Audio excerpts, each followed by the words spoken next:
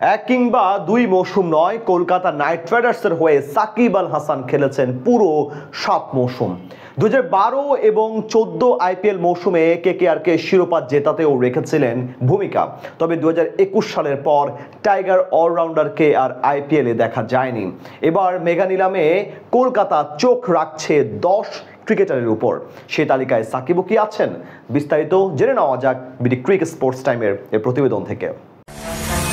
ক্রিকেটে সাকিব আল হাসানের সময়টা মোটেও ভালো যাচ্ছে না। গেল সেপ্টেম্বরে ভারতের বিপক্ষে টেস্ট সিরিজের পর খেলা হয়নি আর কোনো প্রতিযোগিতামূলক ক্রিকেট। তবে আবুধাবি টি10 কিংবা লঙ্কা টি10 লিগের দল সাকিবকে ঠিকই দলে ভিড়িয়েছে। টাইগার অলরাউন্ডার এবার নাম লিখিয়েছেন আইপিএল এর নিলামেও। এদিকে মেগা নিলামের উপলক্ষে সাকিবের পুরনো দল কলকাতা নাইট রাইডার্সও চোখ রাখছে বেশ কয়েকজন ক্রিকেটারের দিকে।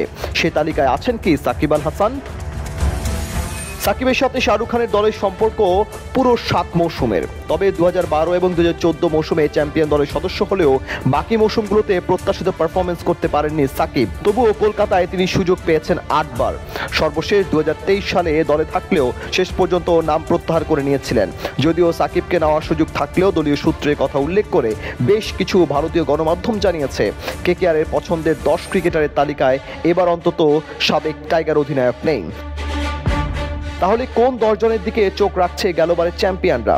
ভারতীয় গণমাধ্যম জি নিউজের প্রতিবেদন অনুযায়ী বিদেশি ক্রিকেটারের মধ্যে মূলত 2 জনের দিকে বেশি চোখ রাখছে কলকাতা। ইংল্যান্ডের 2 ক্রিকেটার জস বাটলার ও ফিল সল্ট। নিলামে কেকেআর টার্গেট করতে পারে ইংল্যান্ডের সাদা বলে অধিনায়ক জস বাটলারকে। গেল আসরে দুর্দান্ত পারফর্ম করলেও তাকে রিটেন করেনি রাজস্থান রয়্যালস। এমনকি গেলবার কলকাতার বিপক্ষে বাটলার খেলেছিলেন 107 রানের অপরাজিত এক ইনিংস। তাই এবার নিলামে নিজেদের অধিনায়ক সমস্যা দূর করতে জস বাটলার সেরা বিকল্প হতে পারে নাইটদের জন্য। যদিও রিঙ্কু সিংকেও কলকাতার অধিনায়ক করা হতে পারে বলে বিভিন্ন গণমাধ্যমে শোনা যাচ্ছে।